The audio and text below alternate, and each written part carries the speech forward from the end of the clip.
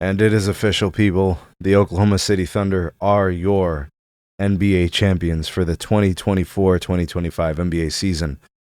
And Shai Gilgeous-Alexander is the league MVP, finals MVP, and champion, right? Completing the trifecta. So there's a lot to discuss. Those discussions will continue to be had as the legacy of SGA builds. This is obviously phase one of his career. Clearly, he is destined for, I think, a very abundant success in terms of his future.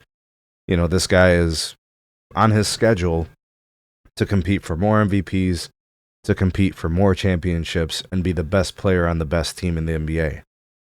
What we got in this NBA Finals was confirmation of who the Oklahoma City Thunder are and who SGA is as a player. You know, I don't think there's many questions left to answer. Is SGA worthy of an NBA League MVP? That was confirmed this year. Is he worthy of an NBA Finals MVP? We saw that this year, and he's a champion. You know, so I don't think there are any questions left to be answered about the validity of the excellence that SGA brings to the table. We also got some other answers, right? J-Dub as a secondary option.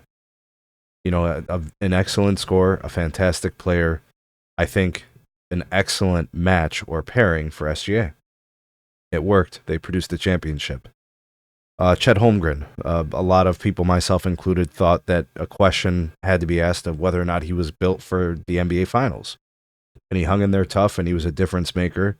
Scored some points, got some crucial rebounds. The second chance opportunities were massive. And he was a handful, especially defensively. Tons of blocks throughout the series. I think he set an NBA Finals record for a Game 7 with blocks. You know, those kind of things.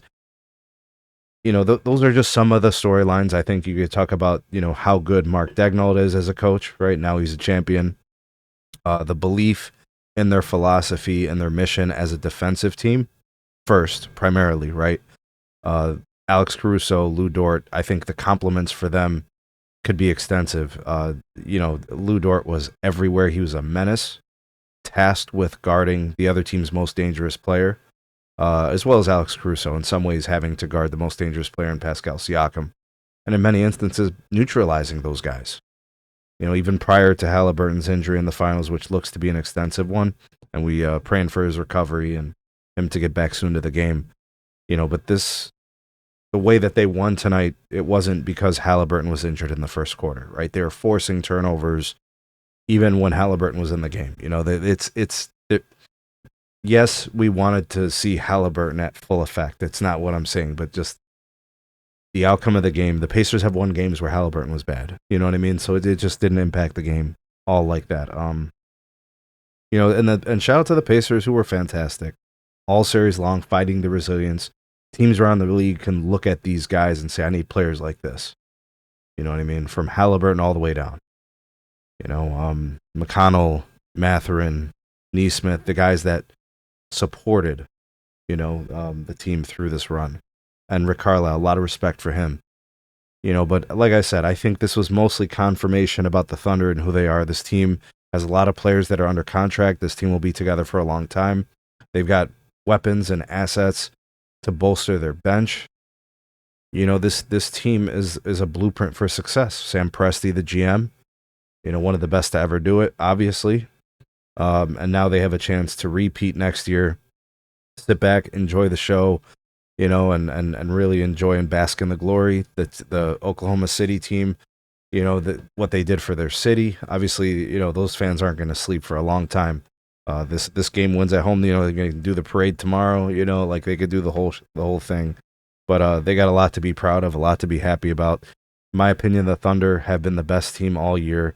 I think there were moments where you could have thought maybe the Cavs were, but as you watch the season drag on, you know, you saw the Cavs hit some snags and you saw the Thunder just continue to win, even without Chet, right? Lacking that dynamic from the roster.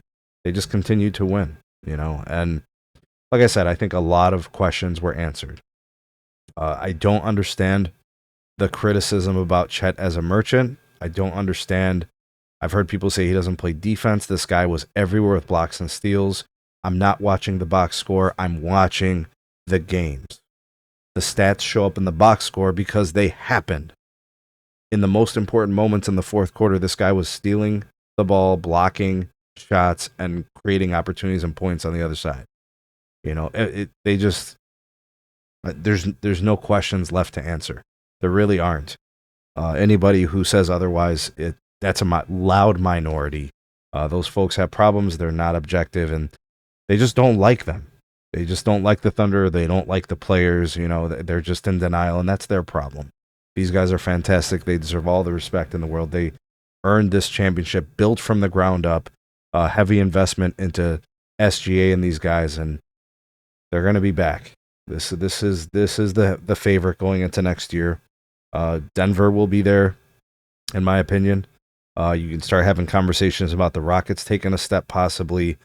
San Antonio is going to be involved. You know, you're going to see them get better next year. Minnesota, let's see what they can do. You know, those kind of things. But it's going to be the Thunder again. They're here to stay. You know, hopefully those guys stay healthy and the core stays together and they get a chance to successfully defend. And I know a lot of people were talking about dynasty. Well, this is one. So they will then need to successfully defend and get two and get a third and a fourth, like to talk dynasty, right? You have to win several. I don't really do dynasties. Like, I don't know how to define that, but you know, you can have successful title defenses, and you know, you can, you know, win several within a multi-year stretch and those kind of things. But these guys have assets. They can get better. They can bolster their bench. They could do things like this. Run ain't over. These guys can continue to do this. Amazing. I'm here for it. I'm here to celebrate. Even as a Cavs fan, this was an amazing run. And SGA is an amazing player. A lot of respect for J-Dub and those guys, and Lou Dort and Alex Caruso and that team. I think they did a great job. And what a great NBA playoffs and a great NBA finals.